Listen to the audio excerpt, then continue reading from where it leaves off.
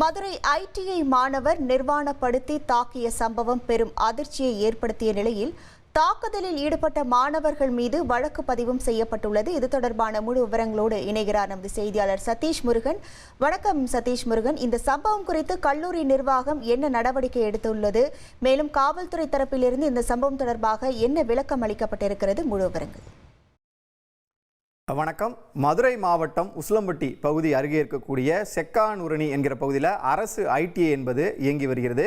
இந்த ஐடிஐயில் படிக்கக்கூடிய முதலாம் ஆண்டு மாணவர் 15 வயதுடைய மாணவரை சக மாணவர்கள் ஒரு 3-4 பேர் சேர்ந்து நிர்வாணப்படுத்தி தாக்குதல் நடத்தக்கூடிய காட்சிகள் என்பது சமூக வலைதளங்களில் வெளியாகி பெரும் பரபரப்பை ஏற்படுத்தியது.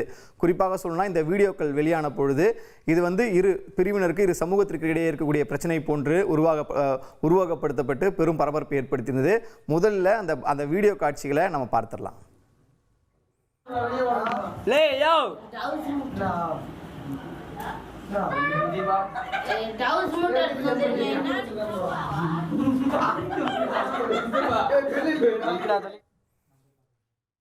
இந்த வீடியோ வேகமாக பரவி அந்த பகுதியில் பெரும் பதட்டத்தை ஏற்படுத்திய சூழ்நிலையில் இதில் தாக்குதலுக்கு உள்ளான மாணவனுடைய தந்தை அளித்த புகாரின் பேரில் போலீசார் 6 பிரிவுகளின் கீழ் வழக்கு பதிவு செய்திருக்கிறார்கள்.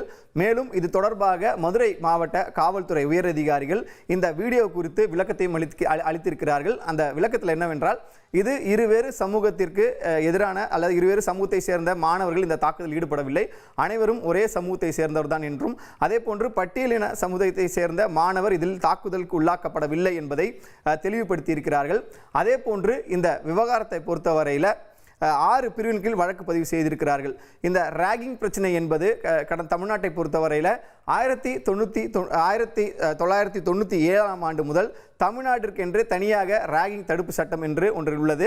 இது 1996ஆம் ஆண்டு பொன்னாவரசு என்ற மாணவர் ஒருவர் ராகிங் செய்யப்பட்டு கொலை செய்யப்படுகிறார். அதனைத் தொடர்ந்து இந்த ராகிங் தடுப்பு சட்டம் என்பது கொண்டு வரப்படுகிறது.